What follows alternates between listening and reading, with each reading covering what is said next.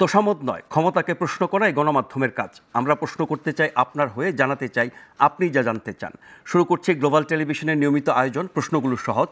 আমি নাজমুল আশরাফ। এই অনুষ্ঠানে আমরা চলমান বিভিন্ন ঘটনার তথ্য এবং বক্তব্য তুলে ধরি। অতিথিদের কাছে জানতে চাই সেসব তথ্য বক্তব্যের প্রতিক্রিয়া ও বিশ্লেষণ। প্রাথমিক স্বাস্থ্যসেবাকে মৌলিক অধিকার ঘোষণার সুপারিশ করেছে স্বাস্থ্য সংস্কার কমিশন।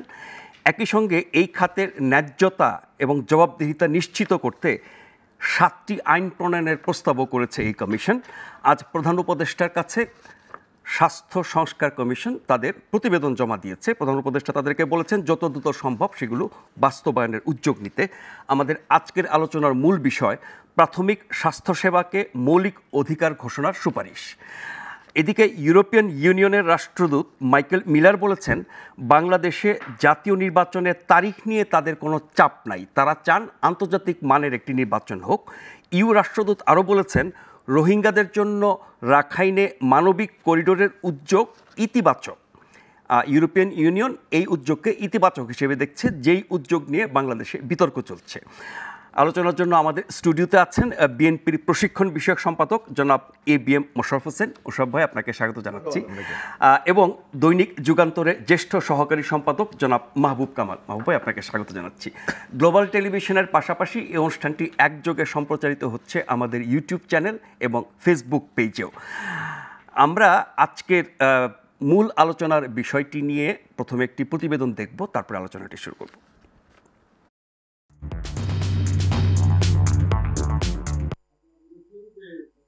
অধ্যাপক ইউনূসের নেতৃত্বে অন্তর্বর্তী সরকার রাষ্ট্রের প্রাতিষ্ঠানিক সংস্কারের যে উদ্যোগ নিয়েছে তারই ধারাবাহিকতায় গঠন করা হয় স্বাস্থ্য সংস্কার কমিশন। লক্ষ্য স্বাস্থ্যসেবাকে জনমুখী, সহজলভ্য, সার্বজনীন করা। সোমবার সকাল 11টায় কমিশনের সদস্যরা রাষ্ট্রীয় অতিথি ভবন যমুনায় প্রধান উপদেষ্টার কাছে স্বাস্থ্য সংস্কারের চূড়ান্ত প্রতিবেদন পেশ করে। অনেক দূর অপেক্ষা করতে হয়। প্রতিবেদন বিশ্লেষণে দেখা যায় মোটা দাগে 32টি সুপারিশ করা হয়েছে। এর মধ্যে স্বাস্থ্য কমিশন, হেলথ সার্ভিস, প্রাথমিক স্বাস্থ্যসেবা ও স্বাস্থ্য সুরক্ষা, ওষুধের মূল্য, প্রবেশাধিকার সহ 7টি আইন প্রণয়নের কথা বলা হয়েছে।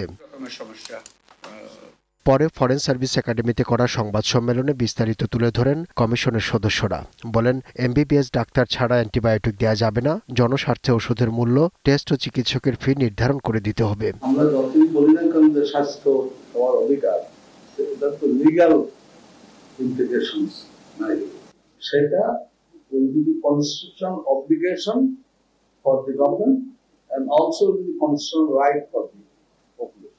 জিডিপির 5 ও বাজেটের 15% স্বাস্থ্য খাতে বরাদ্দ করতে হবে। কোনো কোম্পানি নয়, 25 ভাগ ওষুধের জেনেরিক নাম প্রেসক্রাইব করতে হবে। বন্ধ করতে হবে ওষুধ কোম্পানিগুলোর প্রতিনিধিদের দৌড়ঝাঁপ। প্রবাসী বাংলাদেশি চিকিৎসক, নার্স, প্রযুক্তিবিদ, অন্যান্য স্বাস্থ্যসেবাকীরা দেশের বাইরে কাজ করেন। আমরা চাই তাদেরকে বাংলাদেশে এনে আমাদের সাথে সংযুক্ত করে কাজে তাদের অংশ নেয়, সেরকম একটি বিশেষ ক্ষেত্রে বাংলার প্রস্তাবনা আমরা দিয়েছি। নারী স্বাস্থ্য নিশ্চিতে আলাদা ইনস্টিটিউটের প্রস্তাব করেছে কমিশন। স্বাস্থ্য শিক্ষার প্রতিষ্ঠানগুলো হবে স্বায়ত্তশাসিত, পূর্ণকালীন চাকরি করবেন একাডেমিক পদধারী চিকিৎসকরা, যাতে বাইরে রোগী দেখার চর্চা বন্ধ হয়। যাতে মানসম্মত মেধাসম্পন্ন লোক আকৃষ্ট হয়, সেজন্য তাদের জন্য আলাদা পে স্কেল করতে হবে এবং ইনস্টিটিউশনের মধ্যে প্রাইভেট রোগী দেখে কন্ট্রোল প্র্যাকটিসের মাধ্যমে প্রাইভেট রোগী থেকে ইনস্টিটিউশনের ইনকাম তার জন্য। রাজনৈতিক সংশ্লিষ্টতা বাদ দিয়ে যোগ্যতা, স্বচ্ছতা বিবেচনায় পদায়ন করার বিষয়ে জোর দেওয়া হয়েছে সংস্কার প্রতিবেদনে। এছাড়া সেবা পেতে ভোগান্তি নিরসনে একটি আধুনিক ডিজিটাল অভিযোগ নিষ্পত্তি প্ল্যাটফর্ম গড়ে তোলার কথাও বলা হয়েছে সংস্কার প্রস্তাবনায়। আব্দুল্লাহ শাফি, গ্লোবাল টেলিভিশন, ঢাকা। জনাব মাহবুব কামাল, বাংলাদেশের স্বাস্থ্য খাতের কী সমস্যা এবং কী দুরবস্থা, মানুষ স্বাস্থ্যসেবা কতটুকু পায়, সরকারি খাত বেসরকারি খাত মিলিয়ে স্বাস্থ্যসেবা মানুষের নাগালের মধ্যে কিনা, জটিল কঠিন রোগ হলে পরে বাংলাদেশে সেই চিকিৎসা পাওয়া যায় না, এগুলো আমাদের বহু বছরের জানা চিত্র। অনেক সুপারিশ অনেকভাবে করেছেন, আমি সেগুলো নিয়ে আসবো। তার আগে বলি, স্বাস্থ্যসেবাকে, প্রাথমিক স্বাস্থ্যসেবাকে মৌলিক সাংবিধানিক অধিকার হিসেবে ঘোষণার দাবি জানিয়েছে। আমরা এত বছর ধরে যেসব মৌলিক অধিকারের কথা জেনে আসছি তার মধ্যে তো স্বাস্থ্যসেবা আছে। এটাকে আইন করে আবার নতুন করে মৌলিক অধিকার করার দরকার আছে? না, আমি বুঝলাম না আপনি এই রিপোর্টটা দেখিয়ে এই সময়গুলি কেন নষ্ট করলেন। মানে আমি ঠিক বুঝতেছি না। তারা অনেক কিছু করতে বলেছে, সুপারিশ, স্বাস্থ্য খাতের উন্নতির জন্য। এগুলি বলবে, এসব দেখে সময় নষ্ট করে লাভ নাই। শুনেন, আমি কেন বলছি আপনি you will be convinced, I am sure. আমি প্রথমে দু একটা কথা বলে নিই, তারপরে দেখেন, মানে আমাকে বিশেষ করে অনেকেই বলে যে আচ্ছা আপনি কি সরকারের কোনো ভালো কাজ দেখেন না, খালি সরকারেরই সমালোচনা করেন, আমাকে বলে আর কি। তাই আমি বলি যে আচ্ছা ভালো কাজের প্রশংসা করতে হবে কেন? ভালো কাজ করার জন্যই তো তারা দায়িত্বপ্রাপ্ত সরকার, এবং এই জন্য আমরা আমাদের ট্যাক্সের টাকা তাদের বেতন দিই। তো তারা তো ভালো কাজ করবে, এটা প্রশংসার কিছু নাই। বরং আমরা খারাপ কাজ যেগুলি হচ্ছে সেটা যাতে ভালো করতে পারে সেজন্য আমরা সাজেশন দিব। ভালো কাজে প্রশংসার কিছু নাই। এবার একটু অদ্ভুত ব্যাপার আমাদের দেশে কি, ওই শিক্ষক খুব ভালো পড়ান, আরে ভালো পড়ানোর জন্যই তো তাকে নিয়োগ দেওয়া হয়েছে। হ্যাঁ, এখানে তার প্রশংসার কিছু নাই। এবং এই প্রসঙ্গে আরেকটু বলি যে আমাদের দেশে না সততাকে খুব প্রেইজ করা হয়। সততাকে কিন্তু ওইভাবে প্রেইজ করার কিছু নাই। সততা হচ্ছে ডিভাইন ভার্চু, এটা হার্ড আর্ন কিছু না, কষ্টার্জিত কিছু না। চোখ থাকলে দেখা যায়, কান থাকলে শোনা যায়, বিবেক থাকলে সৎ হওয়া যায়। এটার জন্য কোনো শ্রম দিতে হয় না, এটা শিখতে হয় না, ঠিক আছে? তো একটা ডিভাইন ভার্চু যেটা হার্ড আর্ন না, সেইটা প্রশংসা করার কি আছে? অন্যদিকে উৎসাহিত করে সেটা। এইটা একটা হইতে পারে যে সে সবাই করাপ্ট, সেইখানে সে নিজেকে মানে ওইটা প্রতিরোধ করে নিজেকে সৎ রেখেছে, এই জায়গাটা একটু প্রশংসা পেতে পারে। বাট সততা ইটসেলফ এইটা প্রশংসার কিছু নাই, it's a divine virtue, it is not hard earn something. আচ্ছা, এখন দেখেন মূল প্রসঙ্গে আসি।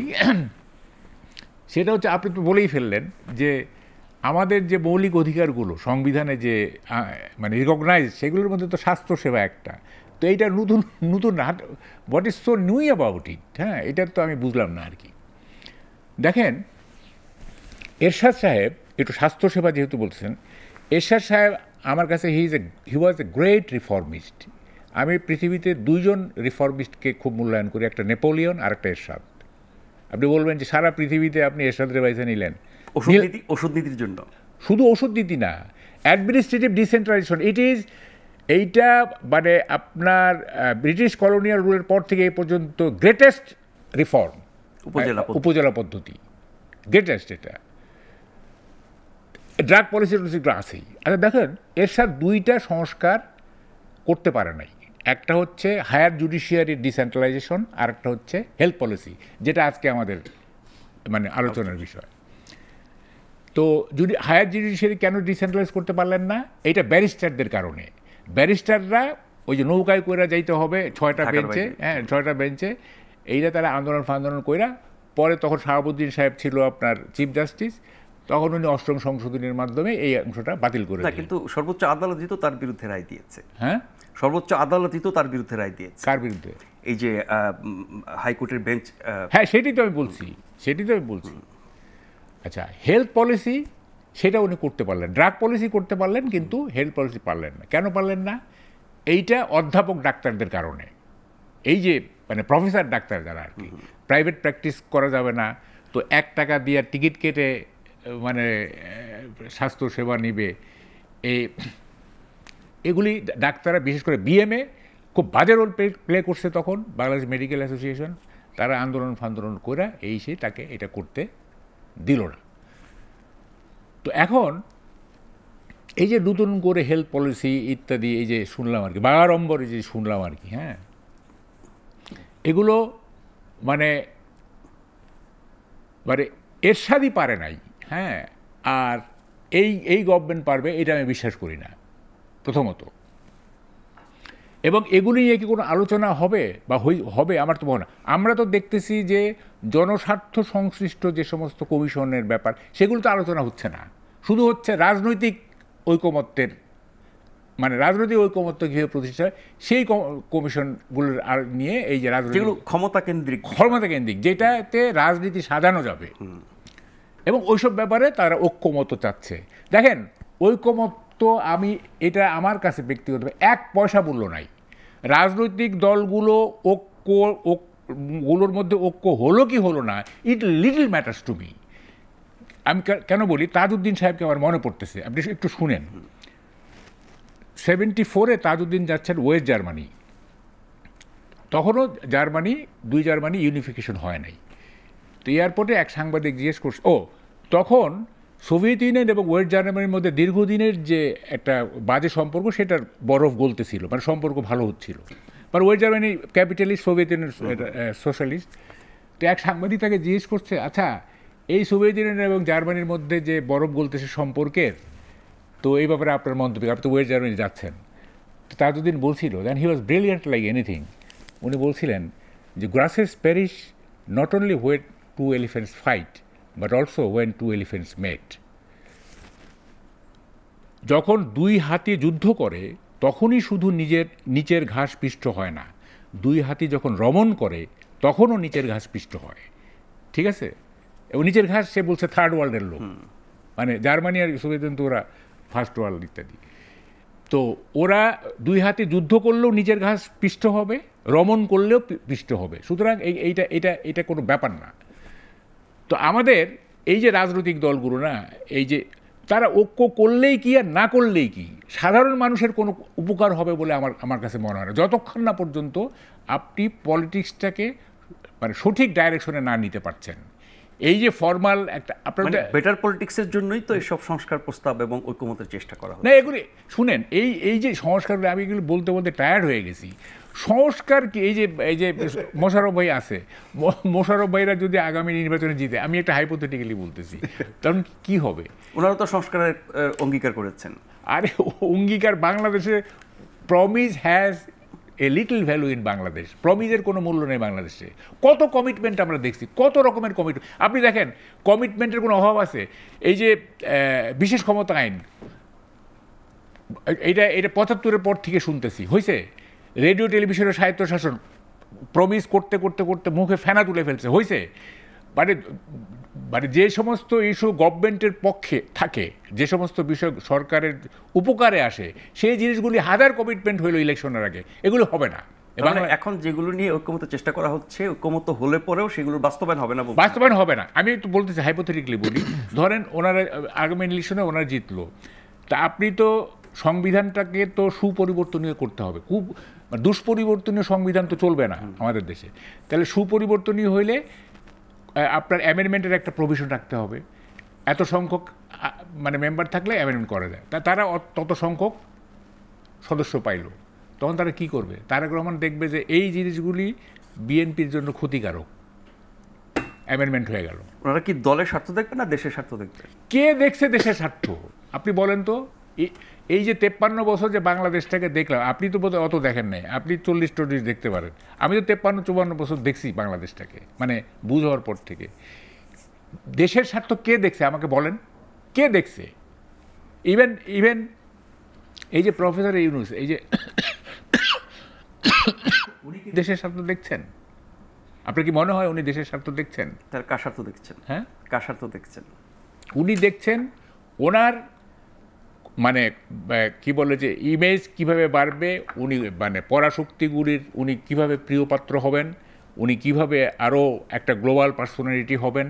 হ্যাঁ, এবং এটা বলতে দ্বিধা নাই, মানে তার ক্ষমতা কিভাবে প্রলং করা যায়, কিভাবে আরও বেশি করে মানে বক্তৃতা দেওয়া যায়। হ্যাঁ, উনি তো মানে যেহেতু ভালো ইংরেজি জানেন এবং ইমাজিনেটিভ ওনার ব্যবসা প্রতিষ্ঠানের সপক্ষে তো অনেকগুলো উদ্যোগের মধ্যে নিয়েছেন। হ্যাঁ হ্যাঁ, ওনার কি হয়েছে? উনি বুঝে যে 666 টাকা মাফ হয়ে গেল, তারপরে আপনার 20-এর গ্রামীণ ব্যাংকের কর রেয়ার দেওয়া হলো। ইভেন এমনও তো শুনছি, এটা জানি না আমি, নতুন কয়েকটা প্রতিষ্ঠানের লাইসেন্স দিচ্ছে এবং আদম ব্যবসার লাইসেন্স পাইছে একটা প্রতিষ্ঠান, বিশ্ববিদ্যালয়, তারপরে স্টারলিং।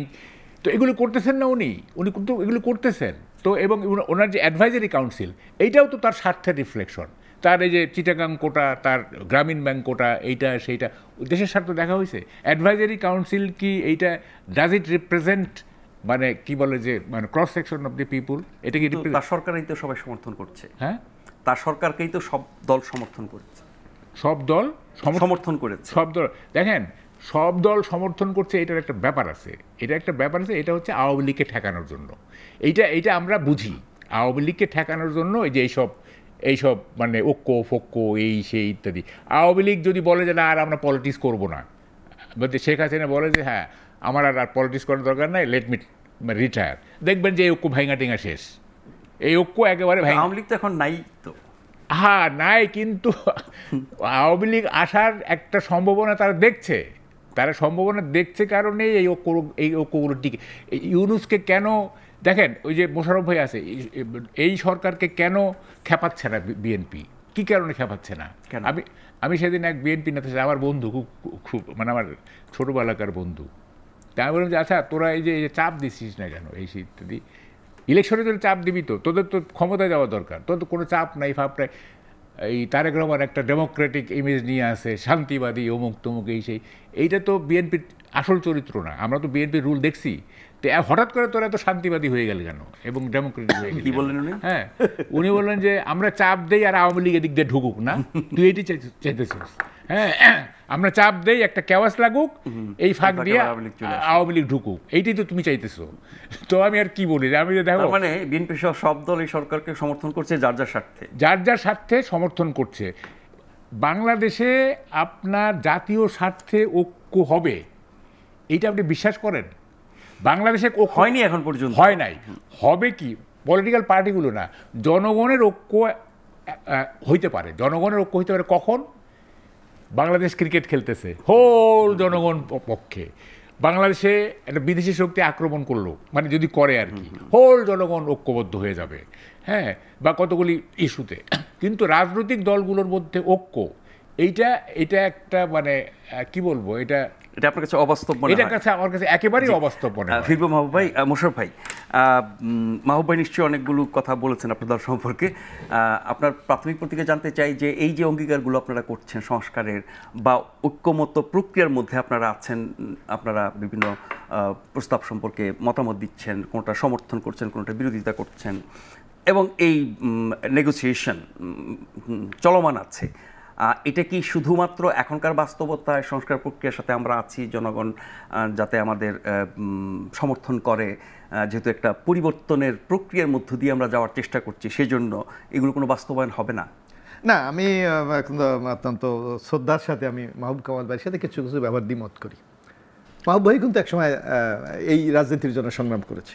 আমি তাকে প্রশ্ন করতে চাই, তার কি নির্দিষ্ট কোনো লক্ষ্য ছিল না?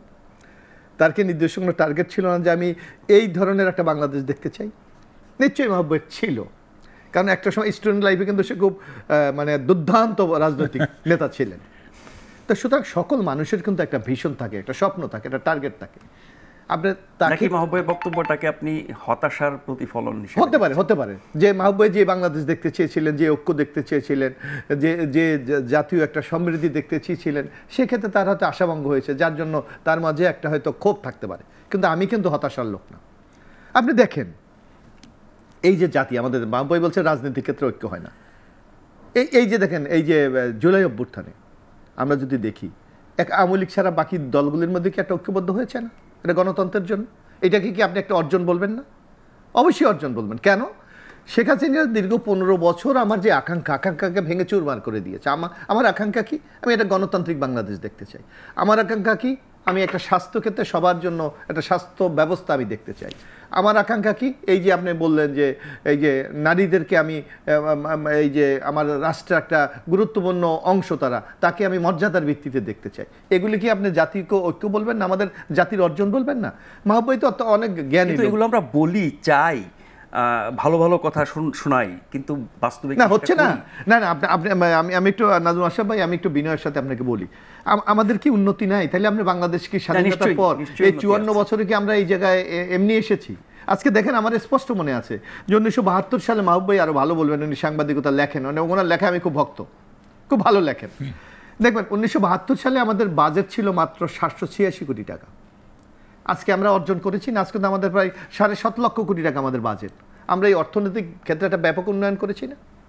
এই যে গণতন্ত্র, আপনি একটা সময় ছিলেন, আমাদের দেখেন ভাঙা গড়ার মধ্যে দিয়ে একটা সময় কিন্তু বাংলাদেশ যখন স্বাধীন হয়েছিল তখন কিন্তু আমাদের পার্লামেন্টারি ডেমোক্রেসি ছিল। আবার আমরা প্রেসিডেন্সিয়ালে ফিরে গেছি। আবার আমরা 90 গণ অভ্যুত্থানের মধ্যে কিন্তু আমরা সংসদীয় গণতন্ত্র, সেই ঐক্যটা আপনি দেখেন, আপনি দ্বাদশ সংশোধনী রাজনৈতিক দলগুলির ঐক্যবদ্ধর মাধ্যমে কি আমরা সেটা অর্জন করেছি না? সুতরাং রাজনৈতিক দলগুলো জাতির স্বার্থে কিন্তু অধিকাংশ ক্ষেত্রে ঐক্যমত হয়। হ্যাঁ, আপনি একটা বলতে পারবেন নিজেদের ইন্টারেস্টের ক্ষেত্রে অনেক সময় বিভক্তি দেয়, সেটাকে আমি যদি বিভক্তি আমি মনে করি, আমি মনে করি সেটাকে একটা সুস্থ প্রতিযোগিতা আপনি বলবেন। যেমন আগামী দিন একটা নির্বাচন হবে, নির্বাচনে যদি আপনি মনে করেন বিএনপি তার ম্যানিফেস্টো নিয়ে যাবে, আরেকটি দল আরেকটি ম্যানিফেস্টো নিয়ে যাবে, জনগণ চুজ করবে কোনটাকে তারা পছন্দ করে। এটাকে কি আপনি হেলদি কম্পিটিশন বলবেন না, এটাকে ডেমোক্রেটিক যুদ্ধ বলবেন না আপনাকে? আমি তো এটা দেখতে চাই। তার মানে চলমান যে সংস্কার প্রক্রিয়া এগুলো বাস্তবায়ন এবং সুফল পাওয়ার ব্যাপারে হবে। আপনি দেখেন, হ্যাঁ সকল ক্ষেত্রে আমরা সফল হই না, কিন্তু আমরা তো চেষ্টা করে যাই। আপনি সকল ক্ষেত্রে একটা মানুষ কিন্তু পূর্ণাঙ্গ ক্ষেত্রে আপনি সফল হবেন না। এখানে মাহবুব কামাল ভাই বলবে যে আমাদের বাংলাদেশে আপনি দুর্নীতি দেখি আমরা, হয়তো আমার দুর্নীতির মাত্রাটা এখানে খুব বেশি, কিন্তু আপনি কি উন্নত বিশ্বে কি দুর্নীতি নেই? আছে, অবশ্যই আছে, কিন্তু সেইটাকে কতটুকু কমিয়ে আনা যায়? আমাদের যুদ্ধটা তো এখানে, আমাদের ফাইটটা তো এখানে, আমাদের ভীষণটা তো ওখানে। তো ঠিক আজকে মাহবুব যেমন আমরা একটা কি বলেছি, মাহবুব একটা কথা বলেছে বিএনপি হয়তো ক্ষমতা গেলে এটা করবে না, আমরা কিন্তু কমিটমেন্ট করছি। আপনি দেখেন মাহবুবের নিচে মনে থাকার কথা যে বিএনপি যখন তৈরি হয়েছিল ৩১ দফার সবগুলো এবং যেগুলো ঐক্যমত হবে সবকিছু বাস্তবায়ন হবে, তো চেষ্টা করা হবে। আচ্ছা আমি 1 মিনিট একটু চেষ্টা করা হবে। হ্যাঁ অবশ্যই বলবেন আপনি। আপনি ঐক্যের কথা বললেন না, ঐক্য হয় সেটা কিরকম জানেন?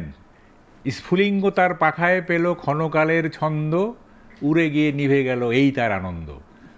ঐক্য হয়েছে, খুবই সাময়িক। 5ই আগস্ট ঐক্য হয়েছে, এরশাদ পতনের আগে ঐক্য হয়েছে, ঠিক আছে, কিন্তু 3 জোটের রূপরেখা যেটার ভিত্তিতে ঐক্য হলো, ক্ষমতা বিএনপি গভর্নমেন্ট ফর্ম করার সাথে সাথে তো আমি একটু বলি শেষ করে দিই, ঐক্যটা কখন হয়েছে? প্রেসিডেন্সিয়াল ফর্ম থেকে পার্লামেন্টারি ফর্মে আসার ওই ব্যাপারে ঐক্য হয়েছে।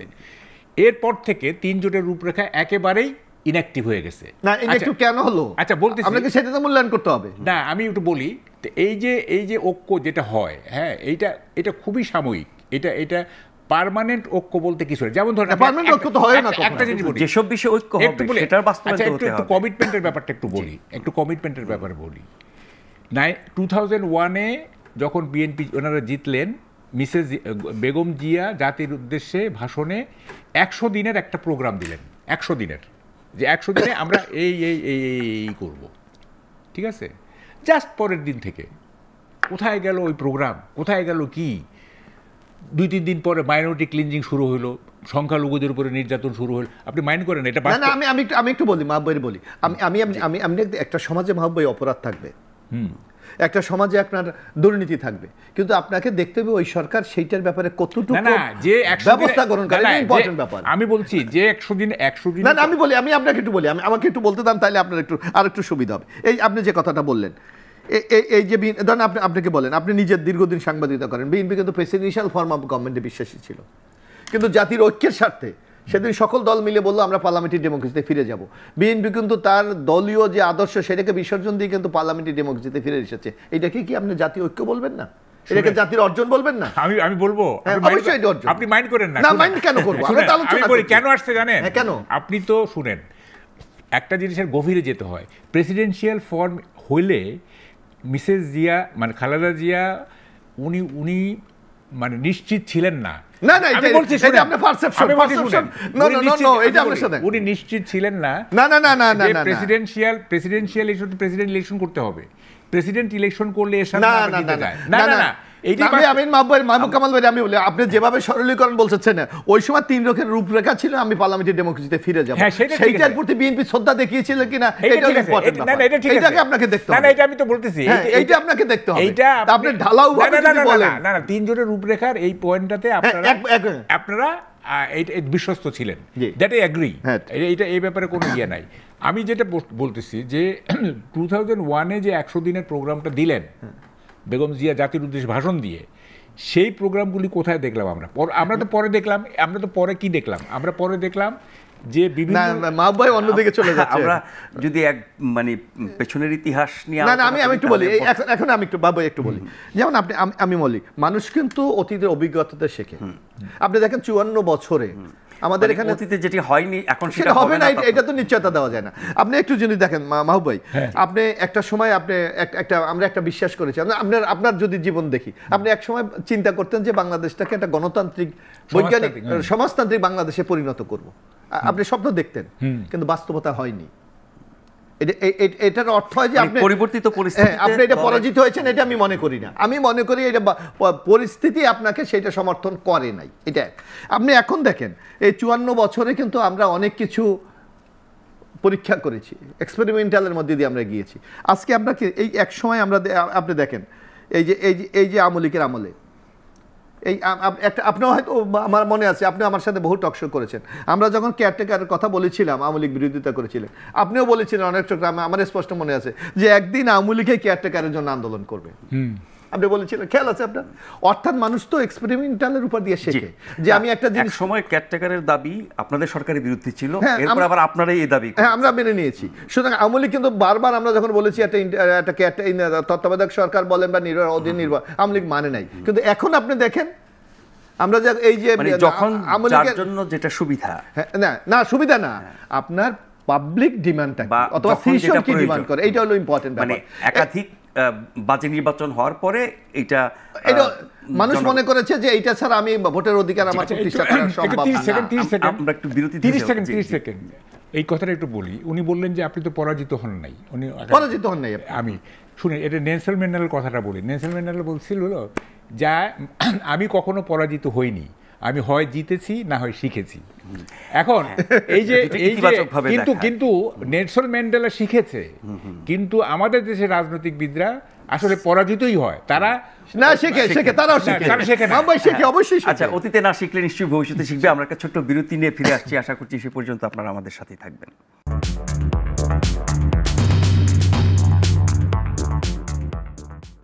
ধন্যবাদ সঙ্গে থাকবার জন্য। আপনারা দেখছেন প্রশ্নগুলো সহজ গ্লোবাল টেলিভিশনে।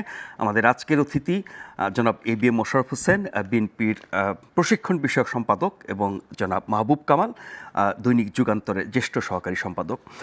মাহবুব ভাই, শুরুতে বলছিলাম আরেকটি আলোচনার বিষয়, সেটি হচ্ছে ইউরোপিয়ান ইউনিয়নের রাষ্ট্রদূত মাইকেল মিলার বলেছেন যে বাংলাদেশের জাতীয় নির্বাচনের তারিখ নিয়ে তাদের কোনো চাপ নাই, তবে তারা আন্তর্জাতিক মানের একটি নির্বাচন চান।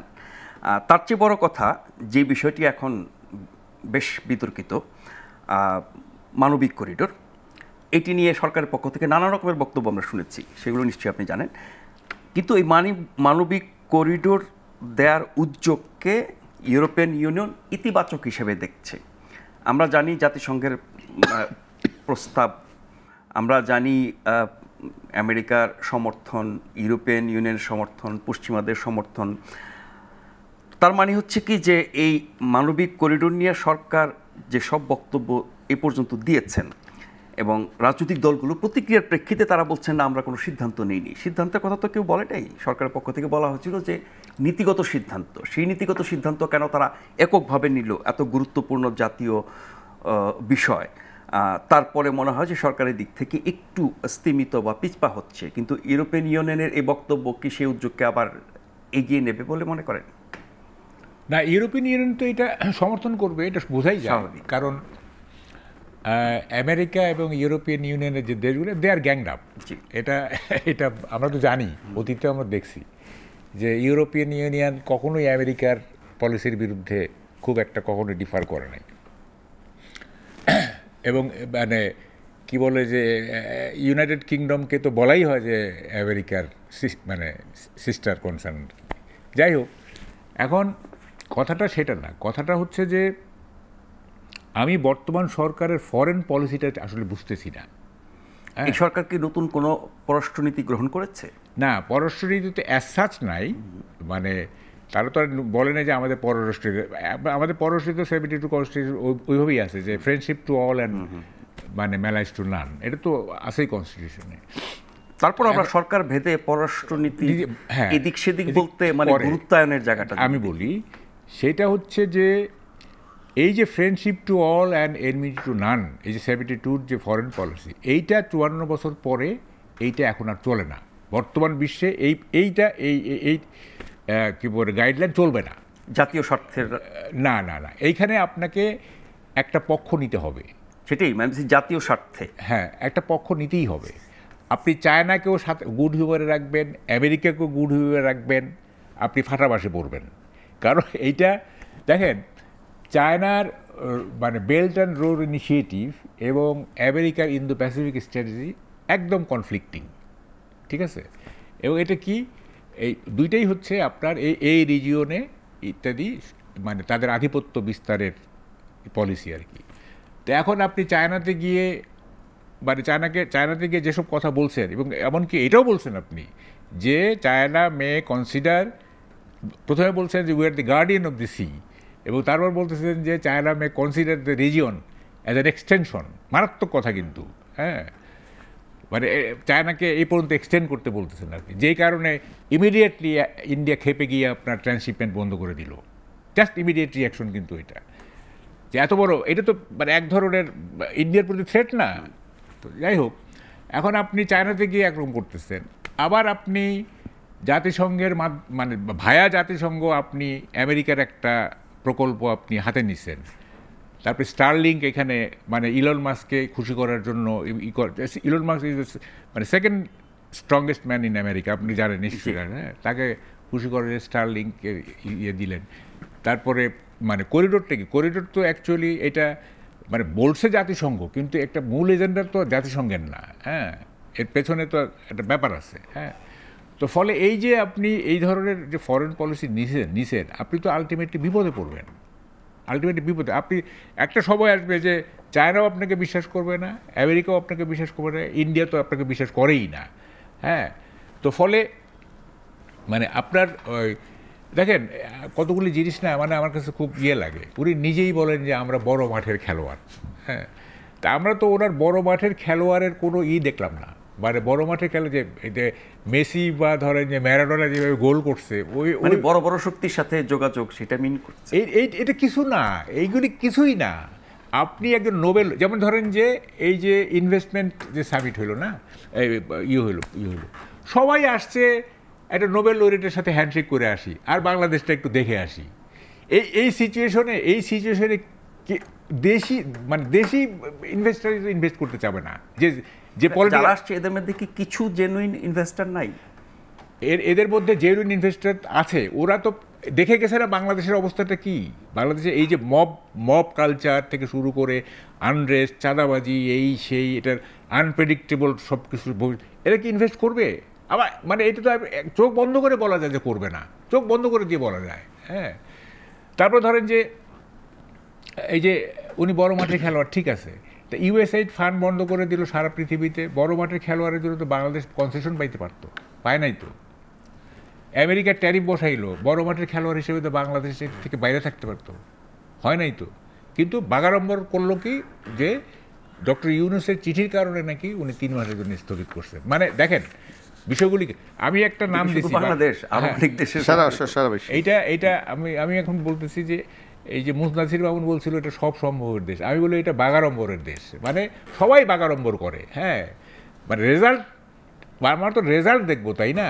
আপনি দেখেন আপনার বাসায় আমি গেলাম, আপনি কি আমার সাথে খারাপ ব্যবহার করবেন? যতটা সম্ভব আপনি ইয়ে করবেন। তারপরে যদি আপনার বাসায় গিয়ে আমি বলি যে আমার 1 লাখ টাকা ধার দেন, তো সেইটার সময় কিন্তু আপনি বিবেচনা করবেন যে আমি টাকাটা ফেরত দিতে পারবো কি না, ঠিক আছে, দিতে পারবো কি না। তখন আপনি ওই যে ভালো ব্যবহারটা আর এইটা দুইটা কিন্তু কনফ্লিক্টিং। আপনি যদি মনে করেন যে আমার কাছে ফেরত পাবেন তাইলে আপনি দিবেন, তা না হলে কিন্তু দেবেন না। তো উনি সব জায়গায় যাচ্ছেন, ভালো ব্যবহার পাবেন তো, উনি তো নোবেল লরিয়েটের ভাই, উনি তো একটা ইন্টারন্যাশনাল সব জায়গায় তাকে মানে করতেছে। যদিও কাতারের আমির তার সাথে দেখা করে নাই, যাই হোক, সব জায়গায় শি জিনপিং থেকে শুরু করে এই যে জাতিসংঘে গেলেন, অমুক যেখানে যাচ্ছেন সেখানে তার সম্মান। ইট ডাজ নট নেসেসারিলি মিন। আপনি দেখেন তো 5ই আগস্টের পরে কত টাকা আসছে রেমিটেন্স ছাড়া, যা আসছে সব তো রেমিটেন্স।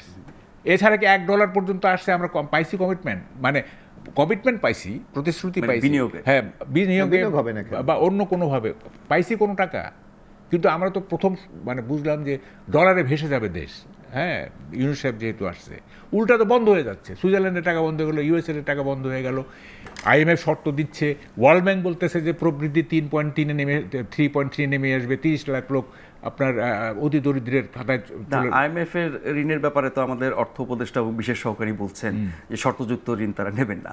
এটা তো একটা প্রক্রিয়ার মধ্যে আমরা আছি, আমরা কি বেরিয়ে আসতে পারি? আমি তো 15 সেকেন্ড আগেই বললাম যে এটা একটা বাগাড়ম্বরের দেশ, 15 সেকেন্ড আগেই তো বললাম। কিন্তু এর প্রতিফল কি হতে পারে? এই যে আমরা একটা চুক্তির অধীনে কয়েক কিস্তি নিয়েছি, শোধ করেছি, এখন আর নেব না, সেক্ষেত্রে ঋণ পাওয়ার ক্ষেত্রে ভবিষ্যতে IMF বা ওয়ার্ল্ড ব্যাংক বা অন্য কোনো না, আপনি বাইরের ঋণ ছাড়াও আপনি দেশ চালাইতে পারেন, বা IMF ছাড়াও দেশ চালাতে পারেন। সেক্ষেত্রে তো আপনার ডোমেস্টিক অর্থনীতিটা শক্তিশালী হতে হবে। আপনার ডোমেস্টিক অর্থনীতি কি? গার্মেন্টসের যান, গার্মেন্টসের কয়টা গার্মেন্টস বন্ধ হয়ে গেছে এবং কতজন বেকার হয়ে পড়ছে আপনি দেখেন। তারপরে এই যে গ্যাসের দাম আপনি বাড়াইলেন, শিল্প খাতের গ্যাস এখন বিদ্যুতে চলে যাচ্ছে, এমনিতে গ্যাসের দাম বাড়াইছেন, তারপরে শিল্প খাতের গ্যাস বিদ্যুতে চলে যাচ্ছে, ওখানে শর্টেজ পড়তেছে। হ্যাঁ, আমরা তো রিপোর্ট করছি, এটা লিড নিউজ করছি আমরা, যে শিল্প খাতের অবস্থা খুবই খারাপ গ্যাসের কারণে। তারপরে এই যে মানে নানা রকম মব ভায়োলেন্সের কারণে গার্মেন্টসের অনেক গার্মেন্টস বন্ধ হয়ে গেছে, বেকার পড়ে গেছে। মব ভায়োলেন্স তো কমে এসেছে কিছুটা, কমে এসেছে কি, ওই যে মানে যুদ্ধের সময় বলে কি একটা ফর্মুলা আছে, সেটা হচ্ছে systematic retreat is a kind of victory. আপনি যদি শৃঙ্খলাবদ্ধভাবে পিছনে হাঁটেন, এটাও এক ধরনের বিজয়। হ্যাঁ, আপনি আবার যখন অপরচুন মোমেন্ট পাবেন তখন আবার আপনি বাড়তে পারেন। সুতরাং এইটা দিয়ে খুশি হওয়ার কিছু নাই। আপনি এই গভর্নমেন্ট মব ভায়োলেন্স বন্ধ করতে চায় কি না, that is the bottom line. যদি চায় কি চায় না সেটা আমরা কিভাবে বুঝবো, এটা আমি শুনবো আপনার কাছে। তার আগে একটু মোশাররফ ভাই আপনার কাছে আসতে চাই। এই মানবিক করিডোরের ব্যাপারে পররাষ্ট্র উপদেষ্টা প্রথম মুখ খুলেছেন, তিনি বলেছেন আমরা নীতিগত সিদ্ধান্ত নিয়েছি। আমাদের প্রেস সচিব প্রধান উপদেষ্টার, তিনি এটার সাথে দ্বিমত, এই অর্থে যে সব খবর ছড়িয়েছে তিনি বলছেন এগুলো প্রপাগান্ডা ইত্যাদি ইত্যাদি, কিন্তু তার বিবৃতির মধ্যে ছিল যে নীতিগত সিদ্ধান্তের কথা। তারপর ডক্টর খলিলুর রহমান, যিনি হচ্ছেন আমাদের নতুন জাতীয় নিরাপত্তা উপদেষ্টা এবং রোহিঙ্গা বিষয়ক হাই রিপ্রেজেন্টেটিভ, তিনি বললেন যে এই নিয়ে কোনো চুক্তি হয় নাই, চুক্তির দাবি তো কেউ করেও নাই, নীতিগত সিদ্ধান্তের নিয়ে প্রশ্ন করেছে সকল রাজনৈতিক দল, আপনার দল সহ, যে তারা কি করে একা একা এই সিদ্ধান্ত নেয়, এত গুরুত্বপূর্ণ একটা বিষয়, এবং এরকম সিদ্ধান্ত নিলে কি কি ঝুঁকি হবে সেগুলো বিশেষজ্ঞরা বিস্তারিত বলেছেন। এখন আবার যখন ইউরোপিয়ান ইউনিয়ন এসে আবার এটার পক্ষে সমর্থন দেয়, তার মানে সরকার কি এখন একটু পিছপা হলো নাকি স্থগিত রাখলো, আবার এটাতে এগিয়ে যাবে, সকল দলের সাথে আলোচনা করবে? কোনো উদ্যোগ বা কোনো তথ্য কি আপনাদের কাছে এসছে? না, এটা আপনি একটু দেখুন, এই যে ঘোষণা মানবিক করিডোরের কথা, এটা হঠাৎ কিন্তু আমরা এই যে পররাষ্ট্র উপদেষ্টার মুখ থেকে শুনলাম নীতিগত সিদ্ধান্ত নিয়েছে। এটা নিয়ে কিন্তু বাংলাদেশের মানুষ বলেন রাজনৈতিক যে শক্তিটা, এটাকে সম্পূর্ণ অন্ধকারে রেখেছে। সুতরাং ভিতরে যে একটা কিছু ঘটছে, সব দল, এমনকি এই সরকারের প্রিয় ভাজন এনসিপি, তারাও এর বিরুদ্ধে, অর্থাৎ সরকার নির্দিষ্ট একটা এজেন্ডা নিয়ে এগোচ্ছে, এটা বোঝা যাচ্ছে। এক, তারপর আপনি খলিলুর রহমান সাহেবের বক্তব্য আমি মানে মানতে পারি না এইটা কারণে, উনি দেখবেন উনি একটা কথা বলেছে যে 1,80,000-কে নিতে তারা সম্মত হয়েছে, অথচ অথচ কোন শর্তের কারণে এটা নিতে, এটা কিন্তু বলে নাই। কারণ আপনি জানেন যে সংকটটা কোথায় তৈরি হয়েছে। 1982 সালে মিয়ানমারের নাগরিকত্ব আইনের কারণে এই যে রোহিঙ্গাদেরকে কিন্তু তারা অস্বীকার করেছে। তো সুতরাং 1,80,000-কে নেবে, তারা কোন আইনে নেবে? তারা কি দেশের নাগরিক? তারা তো স্বীকারই করে না নাগরিক। সুতরাং এই কথার মধ্যে খুব একটা সত্যতা আছে বলে আমাদের কাছে মনে হচ্ছে না। এটা একটা জাস্ট জনগণকে বোঝানোর জন্য একটা মানে স্ট্যান্ড নিয়েছে তারা, আমার কাছে যেটা মনে হচ্ছে। কারণ আগে তো আপনাকে ডিসিশন, কিন্তু এই করিডোর নিয়ে যে সরকারের গুরুত্বপূর্ণ ব্যক্তিদের এক একজনের এক এক রকমের বক্তব্য, এর কারণ এইটা আমার মনে হয় যে কথাটি মাহবুব কামাল ভাই বলেছে, তারা কোথাও একটা এজেন্ডা বাস্তবায়নের জন্য তারা কাজ করছে, কিন্তু জনগণের রিয়াকশনটা যখন সম্পূর্ণ নেগেটিভ, তখন কিন্তু তারা এক একজন এক এক ধাঁচে কথা বলছে। আমার কথাটা হচ্ছে কি ভাই, যেটা কেন হোয়াই গ্রে এরিয়া, ধূসর থাকবে কেন? না, এটা তো একটা যে কোনো এজেন্ডা বাস্তবায়নের জন্য, এই যে আপনি বললেন হঠাৎ আমরা দেখলাম নাজমুল ভাই, এখানে আপনি একটা লক্ষ্য করবেন, আমরা এই যে খলিলুর রহমান, আমরা তো চিনতাম না, ওনাকে হঠাৎ করে নিয়ে এলো বিশেষ এক্সপার্ট, আমাদের রোহিঙ্গা প্রত্যাবাসন হবে, আমরা খুশি হয়েছিলাম, যাক এই বিপদ যদি আমাদের থেকে চলে যায় তাহলে আমরা একটা সেভ হয়ে যায়। হঠাৎ আপনি দেখবেন যখন জাতিসংঘের মহাসচিব আসলো অথবা আমেরিকার দুজন খুব হাই অফিসিয়াল আসলো, তখন কিন্তু একেবারে উপদেষ্টা নিয়োগ করলো, জাতীয় নিরাপত্তা। আপনি দেখেন বিশ্বের বিভিন্ন দেশের জাতীয় নিরাপত্তা is the most powerful man এবং খুব ইম্পর্টেন্ট, মানে টোটাল প্রাইম মিনিস্টার বা প্রেসিডেন্টের পরেই কিন্তু এর একটা অবস্থান, সব মানে গুরুত্বপূর্ণ সিদ্ধান্ত নিয়ে থাকে। সুতরাং এটা কি কারণে নিয়েছে এটা কিন্তু আমাদের কাছে এখনো তারা খোলাসা কথা। আরেকটি ব্যাপার, মানবিক করিডোর আপনি দেবেন, মিয়ানমারের রিয়েল সিচুয়েশন কি সেটা তো আপনার জানতে হবে, বুঝতে হবে আপনাকে, জনগণকে। ওখানে একটা হলো জান্তা সরকার আমার রোহিঙ্গাকে এখানে ফেরত পাঠিয়েছে। আবার আরাকান আর্মি তাদের বিরুদ্ধে যুদ্ধ করছে, তারা আরো বেশি রোহিঙ্গা বিরোধী, আরো রোহিঙ্গা বিরুদ্ধে। সুতরাং আমরা কোন শর্তে আপনি এটা সমঝোতা করবেন? আর এই মানবিক করিডোর আপনি ভালো করে জানেন আপনি যে ইতিমধ্যে কেন এই মানবিক সংকট তৈরি হয়েছে, কারণ জান্তা সরকার ইতিমধ্যে এই যে আরাকান আর্মির এখানে যে খাদ্য সরবরাহ এই রুটটা তারা বন্ধ করে দিয়েছে তাদেরকে শায়েস্তা করার জন্য। তাহলে আপনি এই রুটটা তৈরি করছেন কার জন্য? সবাই বোঝা যাচ্ছে ওই দেশের বিদ্রোহীদের জন্য। বিদ্রোহ এটা সবাই বোঝা যাচ্ছে। সুতরাং যখন আপনি এই বিদ্রোহীদেরকে আপনি সহায়তা করবেন তখন তাদের জান্তা সরকারের মূল মিত্র হলো চায়না। চায়নার সাথে কি আপনার সেই সম্পর্কটা থাকবে? একটা মিসিং লিঙ্ক আছে, একটা মিসিং লিঙ্ক, সেটা হচ্ছে যে ল্যান্ডমাইন কিন্তু বিস্ফোরণ হচ্ছে এই যে আমাদের বর্ডারের। এটা কারণটা কি? আরাকান আর্মি এটা কেন বসাচ্ছে? এটার তো একটা পিছনে কারণ আছে। আপনি যে বলতেছেন যে এই রোহিঙ্গারা যাবে ইত্যাদি, এই মানে আরাকান আর্মি কি মানে রিকগনাইজড কোনো সংস্থা যে তাদের সাথে ডিল করতে পারেন? হ্যাঁ, এক নম্বর কথা। দুই নম্বর কথা হচ্ছে যে জান্তা সরকারের সাথে মানে আরাকান আর্মির মানে এই পরামর্শ তো জাতিসংঘ মহাসচিব দিয়ে গেছেন, জাতিসংঘ মহাসচিব আরাকান আর্মির সাথে ডিল করার জন্য। না, এটা তো লক্ষ্য তো অন্য, এটা তো বুঝতে হবে আমাদের। শুনেন, লক্ষ্য তো অন্য। এবং আমরা তো এটা নিশ্চয় মাহবুব কামাল ভাই আরো ভালো জানবেন, আমরা কিন্তু এই কয়েক বছর পর্যন্ত নানা ধরনের কিছু মুখরোচক কথা শুনি যে এখানে কোনো একটা সত্যি আলাদা একটা রাষ্ট্র তৈরি করার পরিকল্পনা। আমি বলি, আমি একটা ছোট সেই পরিকল্পনা বাস্তবায়নের কোনো উদ্যোগ কিনা জানি না।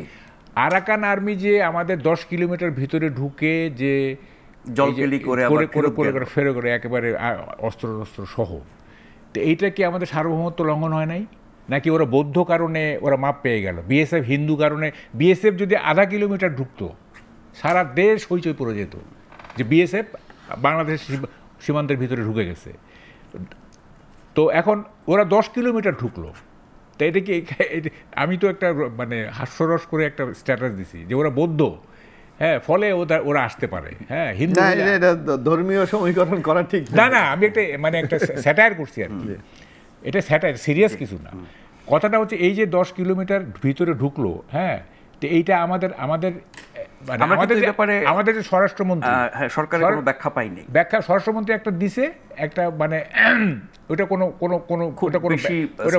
যে হইতেও পারে, নাও হইতে পারে। আরেকটা ব্যাপার, তাদের মানে তারা তো যে কথা স্বীকৃত কোনো সংস্থা না তারা, অথচ তাদের 3 কর্মকর্তা আমাদের দেশ ঘুরে গেছে, এটা তো আপনি আপনাদের নিউজ করেছেন। সেটা বাকি ব্যাপার। এই আপনার মিয়ানমার কেন্দ্রিক এই রাখাইন, তারপরে আমাদের এই রোহিঙ্গা, এই সব কিছু নিয়ে সরকারের যথেষ্ট। আমি বটম লাইন দিয়ে দিই, রাখাইন এমন একটা জায়গা যেখানে এত সম্পদ, এত কিছু। রাখাইনে কিন্তু অনেক চায়নার ইনভেস্টমেন্ট আছে, ইন্ডিয়ার আছে, রাশিয়ার আছে, জাপানের আছে, এবং এটা স্ট্র্যাটেজিক্যালি শুধু না, এটা মানে ওটা কি বলে জিওলজিক্যালি, ভূতাত্ত্বিকভাবে এইটার একটা বিরাট ইম্পর্টেন্স। সুতরাং রাখাইন নিয়ে পলিটিক্স হবে, হবে, সেই হবে, এবং সেই পলিটিক্সটা করার সময় আমাদেরকে প্রথমত দেখতে হবে যে আমাদের সোভারেনিটি, আমাদের ইন্ডিপেন্ডেন্স থ্রেটেন্ড হচ্ছে কিনা। That is the bottom line. এবং তার জন্য একটা জাতীয় সংলাপ বা ঐক্যমত দরকার। আরেকটা ছোট বিরতি নিয়ে ফিরে আসছি, আশা করছি এবারও আপনারা আমাদের সাথে থাকবেন।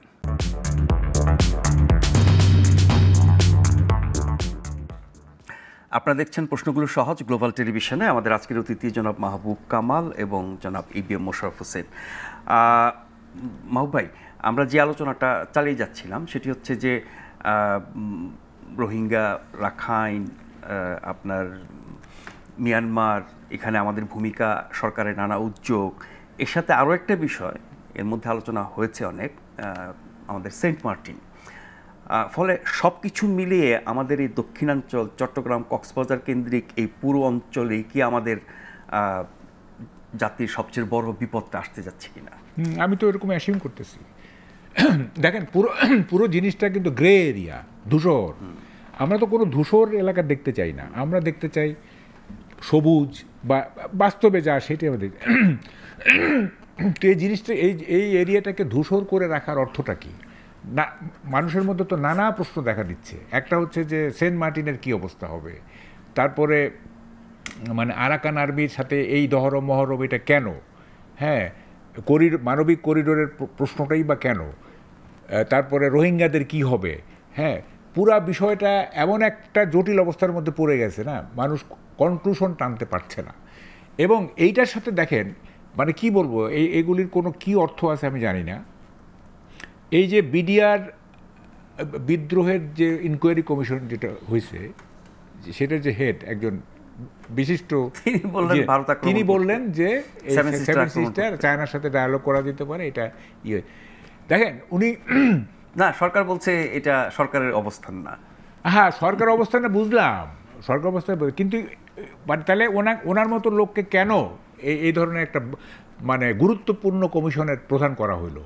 এবং এখন এই কমিশন যাই রিপোর্ট দিবে না কেন, যদি ইন্ডিয়াকে দায়ী করে তো কেউ বিশ্বাস করবে না। তো উনি তো প্রি অকুপাইড, উনি আগে থেকে উনি এগুলো খুব কেয়ারফুলি হ্যান্ডেল করা উচিত। যখন মানে আমাদের যে অ্যাডভাইজারি কাউন্সিলের যারা সদস্য আছে, তারা গুরুত্বপূর্ণ ব্যক্তিরা যখন যা মনে হচ্ছে বলে যাচ্ছে, এবং একটার সাথে একটা কন্ট্রাডিক্টরি, কোনটা যে সত্য, কোন মানে আসলে মানে গভর্নমেন্টের পলিসি কি, আমরা কেউই বুঝতে পারতেছি না গভর্নমেন্টের পলিসিটা। তবে একটা জিনিস আমরা বুঝতেছি যে একটা রহস্য ঘনাচ্ছে, একটা রহস্য ঘনীভূত হচ্ছে আপনার এই যে হিল ট্র্যাক্স ওই এলাকাটা নিয়ে একটা রহস্য এইটা আমি মানে আমি এটা আশা না, আমি বিশ্বাস করতে চাই যে আসলে এখানে কোনো ষড়যন্ত্র নাই, আমি এটা বিশ্বাস করতে চাই। হ্যাঁ, এবং সবার মধ্যে এই বিশ্বাসটা গভর্নমেন্টকে আনতে হবে যে আসলে এটা রহস্য কিছু নাই, কোনো ষড়যন্ত্র নাই, আমরা এই কারণে আমরা এগুলি করতেছি, এইটা জনগণের কাছে ক্লিয়ার করতে হবে। তা না হলে কিন্তু এই রহস্য যতই এই সব কিছু সংক্রান্ত আমরা সরকারের বক্তব্যগুলো যা পাই, সেটা কিন্তু একটা পূর্ণাঙ্গ চিত্র তুলে ধরে না, বিভ্রান্তি তৈরি হয় এবং কতগুলি জিনিসের তো কোনো জাস্টিফিকেশন খুঁজে পাওয়া যায় না। যেমন বেশিরভাগ ক্ষেত্রেই তারা স্বপ্রণোদিত হয়ে তথ্য দিচ্ছে না, যখন তথ্য প্রকাশিত হচ্ছে তার প্রতিক্রিয়া দিচ্ছে না। এখানে আমি একটু মাহবুব কামালের সাথে একটা যুক্ত করেন। এই দেখুন, আমাদের যে উৎকণ্ঠার একটা কারণ, আপনি মানবিক করিডোর সম্বন্ধে কিন্তু কেউ জানতেন না, এটা কিন্তু এই সরকারই উত্থাপন করেছে। পররাষ্ট্র উপদেষ্টা কিন্তু প্রথম বলে যে নীতিগতভাবে আমরা সিদ্ধান্ত নিয়েছি। আপনি দেখবেন না, আবার যখন বলা হচ্ছে যে জাতিসংঘের সাথে কোনো আলোচনা হয় না, তো আলোচনা না হয় নীতিগত সিদ্ধান্ত কি? না, জাতিসংঘ আলোচনা না। আপনি দেখবেন আবার যখন আপনি বলছেন যে আমার 1,80,000 ওখানে প্রত্যাবর্তন হবে, এরকম একটা চূড়ান্ত সিদ্ধান্ত হয়েছে, যখন আমরা দেখলাম যে এই যে কথাটা মাহবুব কামাল ভাই বলেছে, 10 কিলোমিটার ভিতরে এসে তারা জলকেলি উৎসব পালন করেছে, অথবা তাদের 3 জন কর্মকর্তা আরাকান আর্মির এখানে ঘুরে গেছে, তারপরেই দেখবেন এটা রিয়াকশন হিসেবে 1,05,000 কিন্তু আমাদের ঢুকে গেল 1,15,000। তো এটা কিন্তু সিমটমটা কিন্তু খুব পজিটিভ না। আমি বলি আপনাকে, শুনেন, শুনেন, 1,80,000 রোহিঙ্গারা যে যাবে না, গভর্নমেন্ট এটা খুব ভালোভাবেই বোঝে। হ্যাঁ, যে এটা সম্ভব না। বিমস্টেকে কিন্তু 1,80,000কে ফেরত পাঠানো হচ্ছে এরকম ক্লিয়ার কাট কথা বলা হয় না। আলোচনা হচ্ছে, যাচাই করছে যে তালিকা, তার মধ্যে যাচাই করছে। এই প্রশ্নগুলি পরে আসছে। প্রথমে তো এই যে বললাম না যে বাগাড়ম্বরের দেশ, প্রথমে তো মানে আমরা শুনতেছিলাম যে 1,80,000 চলে যাচ্ছে, কে একজন দায়িত্বশীল ইয়েই বলছে, যাওয়ার বাস্তবতা আছে কিনা। হ্যাঁ, আচ্ছা, এখন কথাটা হচ্ছে রোহিঙ্গারা কখনোই যাবে না। আমি এটা আমার 17 সালের একটা গোল টেবিলে, তখন পররাষ্ট্র সচিব ছিলেন শহীদুল্লাহ। এখানে আপনি একটা কথা, যে আমরা ধরে নিলাম আলোচনা হচ্ছে, কিন্তু এটা যাবে কোথায়? যেই অঞ্চলটা যাবে ওই অঞ্চল আরাকান আর্মির দখলে, আরাকান আর্মি মাইন পুঁততেছে, যাবে কোথায়? এটাও তো একটা বাস্তবতা দেখাতে হবে যে আমার এই জায়গাটা ফেরত যাবে। আরাকান মানে রোহিঙ্গারা তো শুধু জান্তা সরকারের এনিমি না, তারা তো আরাকানের, এবং একটা রিলিজিয়াস মানে ই আছে, ডিফারেন্স আছে, বৌদ্ধ এবং মুসলমান। হ্যাঁ, তারপরে ওদের যে মানে আরাকানকে আরো ঘনবসতিপূর্ণ করবে, এটা তারা কখনোই চাইবে না। আরাকানকে তারা নিজের মতো সাজাতে চাবে। সো আর রোহিঙ্গাটা নিবে। আবার দেখেন সমস্যা কত ঘনীভূত হচ্ছে, মানে হয় কি, এই যে গরিব শ্রেণীর বিনোদন হচ্ছে আপনার প্রজনন। ওদের তো আর কোনো সিনেমা নাটক দেখার কোনো ইয়ে নেই, তখন ওই তারা স্ত্রীর সঙ্গে তাদের মানে বাড়ছে তো জনসংখ্যা, এবং এই যে ওদের প্রজনন ক্ষমতা বেশি এবং বাড়ছে, মানে ক্রমান্বয়ে বেড়ে যাচ্ছে। হ্যাঁ, এবং এইটা একটা পর্যায়ে গিয়ে বা 5 বছর যখন এইটা জিওমেট্রিক হারে বাড়বে, হ্যাঁ, এখন তো হয়তো ধরেন যে অ্যারিথমেটিক প্রোগ্রেশনে বাড়তেছে, যখন জিওমেট্রিক প্রোগ্রেশনে বাড়বে তখন তো এটা একটা মানে কি বলে জনবিস্ফোরণের মতো হয়ে যাবে। এখনই তো হচ্ছে একদম শেষ পর্যায়ে। মোশাররফ ভাই, আমরা যখন তাদেরকে আশ্রয় দিয়েছিলাম, আমরা বলেছিলাম যে মানবিক কারণে, সেই মানবিকতা কত অমানবিক পরিস্থিতি তৈরি করেছে আমাদের জন্য, এবং সেটা মানে দীর্ঘমেয়াদী কি, এটা কত বছর এই ভোগান্তি আমাদের, সেটা আমরা জানি না। ফেরত যাওয়ার কোনো লক্ষণ নাই, সম্ভাবনাও দেখছি না। তার মধ্যে আবার বলা হচ্ছে যে মানবিক কারণে সেখানে দুর্ভিক্ষ দেখা দিলে আমরা সহায়তা পাঠাবো এবং সেই করিডোরের কত বিপদ আপনি মানবিকতা তাহলে আবারও মানবিকতা দেখায় আমরা কি আরো একটা বিপদ ঘটাবো? না নাজমুল ভাই, এখন মানবিকতা আপনি শুধু তাদেরকে দেখছেন। আজকে যেখানে যেই জায়গাটায় আমাদের এই রোহিঙ্গারা আছে সেখানে আমাদের বাংলাদেশের জনসংখ্যা মোর দেন 6 লাখ। এখানে তাদের উপর আপনি 16 লাখ চাপিয়ে দিয়েছেন। তো বাংলাদেশের এই যে যারা আমাদের নাগরিক তাদের মানবিকতা কোথায়? তারা তো এখানে এবং দেখেন তাদের নিরাপত্তা নেই, তাদের ওখানে মাদকের ছড়াছড়ি, ছড়াছড়ি, তাদের মানবিকতা কে দেখবে? এবং দেখেন কত হাস্যকর, বলা হচ্ছে যে রোহিঙ্গারা আমাদের অ্যাসেট, তারা পাসপোর্ট করে তারা বিদেশে যাচ্ছে, ওরা রেমিটেন্স পাঠাবে, এই সেই মানে কতগুলো দেশের বদনাম করছে বিভিন্ন দেশে গিয়ে আমাদের পাসপোর্ট নিয়ে। কেন বাবা, কিছুদিন আগে আপনি দেখেছিলেন যে যখন 78 সালে আমাদের 3 লাখ রোহিঙ্গাকে সৌদি আরব পাঠিয়েছিলেন, এবার কিন্তু সৌদি বলেছে বাংলাদেশকে তাদেরকে ফেরত নিয়ে আসতে হবে, বলেছে আমাকে। এই যে শিশু সুলভ কথা যে ওরা আমাদের অ্যাসেট, ওরা বিদেশে যাবে এবং যে কোনো খারাপ সিদ্ধান্তকে ভালো দেখানোর জন্য এইসব খরা যুক্তি এবং সব ক্ষেত্রে তাই আর কি। হ্যাঁ, মানে একটা যে সিস্টেমেটিক ওয়েতে একটা রাষ্ট্র চলবে, এখানে কোনো সিস্টেমেটিক কোনো ইয়ে নাই আর কি, সব মানে সবার কাছে আমার শেষ প্রশ্ন সেটি হচ্ছে যে সরকার এই বিষয়টাতে এত রাগঢাক করার কারণ কি? রাগঢাক করার কারণ একটাই মনে হচ্ছে আমার কাছে, যে আপনি দেখেন একটা না এই যেমন আমরা যে জিনিসটা চাই, আমরা রাজনৈতিক দল হিসেবে একটা নির্বাচন চাচ্ছি, আমরা বলছি একটা রোড ম্যাপ দেন, কিন্তু এই উপদেষ্টাদের কেউ কেউ ক্ষমতার উত্তাপটা খুব উপভোগ করছেন। যদি একটা অবস্থা অন্যরকম সিচুয়েশন তৈরি হয় তাহলে তো ক্ষমতাকে নতুন একটা জাতীয় সংকট হলে পরে নির্বাচন দূর হয়, এই সরকারের মেয়াদটা দীর্ঘমেয়াদী হতে পারে, সেই ধরনের একটা পরিকল্পনা থাকতে পারে বলে আমরা মনে করি। এটা দেখেন, উনি বলতেছেন যে কি বলে যে ভারত পাকিস্তান যুদ্ধ হলে আমাদের প্রস্তুত থাকতে হবে, তা না হলে আত্মঘাতী। আবার কে যেন বললেন, একটা ইনফ্লুয়েন্সিয়াল বলতেছে যে না, এটা তো আমাদের এখানে আমাদের কোনো মানে রোল থাকার কথা না, এটা তাদের ব্যাপার। তো এই যে বলা হচ্ছে, মানে একজন এক এক রকম কথা বলা হচ্ছে। তবে একটা জিনিস ক্লিয়ার সেটা অবশ্যই সেটা খুব পুরনো থিওরি, সেটা হচ্ছে ইন্ডিয়াতেও আর আমরা দেখতেছি এই যে নির্বাচন চলে আসতেছে, মোদি নানা রকম কায়দা কানুন করতেছে, কিন্তু এই সরকার তো নির্বাচন করবে না। আচ্ছা, না, কিন্তু ক্ষমতায় থাকার একটা ব্যাপার আছে, নির্বাচন পেছানোর তো একটা ব্যাপার আছে। আপনি নির্বাচন পেছাইতে চায় তাহলে তো আপনার একটা ক্রাইসিস লাগবে, একটা ন্যাশনাল ক্রাইসিস লাগবে। ন্যাশনাল ক্রাইসিস ছাড়া তো আপনি বলতে পারবেন না দীর্ঘদিন ক্ষমতায় থাকার কথা। হ্যাঁ, মানে এমার্জেন্সি পিরিয়ড দেখাইতে হবে। এরকম জাতীয় সংকট তৈরির যে আশঙ্কার কথা আপনি বলছেন, তার প্রতিরোধ করার তো একমাত্র শক্তি হচ্ছে রাজনৈতিক দলগুলো। তারা এর মধ্যে বক্তব্য দিয়েছেন, প্রতিবাদ করেছেন। এটা কি যথেষ্ট হবে এরকম কোনো সংকট তৈরির যদি আশঙ্কা থাকে সেটাকে দূর করা? না, রাজনৈতিক দলগুলো যদি রিয়েলি মনে করে, রাজনৈতিক দল বলতে কি এখানে তো ধরেন যে শুধু বিএনপি, জামাত আর এনসিপি তো ডিকেইং, এনসিপি তো এখন আর কোনো তারাও কিন্তু এই বিষয়ে সরকার বলছে তারা, কিন্তু এনসিপির যে এখন যেগুলো দেখতেছি মিটিং ফিটিংয়ে যেসব লোক যত যে দেখতেছি ডিকেইং আর কি। হ্যাঁ, এখন নির্বাচন আসলে আমরা পূর্ণাঙ্গ শক্তি, জনপ্রিয়তা, জনসমর্থনটা আরো ভালোভাবে দেখতে পারবো। একদম শেষ আমাদের সময়, কিন্তু সেই নির্বাচনের গ্যারান্টিটা কোথায়? এই যে আশ্বাস দিয়েছে আপনাদেরকে আগামী বছর জুন পর্যন্ত অপেক্ষা করতে হবে। অনেক ধন্যবাদ মোশাররফ ভাই, অনেক ধন্যবাদ মাহবুব ভাই। যারা অনুষ্ঠান দেখছিলেন শুরু থেকে বা পরে যুক্ত হয়েছেন, প্রত্যেকে ধন্যবাদ জানিয়ে শেষ করছি। আজকের মতো অনুষ্ঠানটি পুনঃপ্রচার হবে আগামীকাল সকাল 7টায় এবং এই অনুষ্ঠানে ফিরে আসবো আগামীকাল রাত 9টায়। সে পর্যন্ত সবাই ভালো থাকবেন। শুভরাত্রি।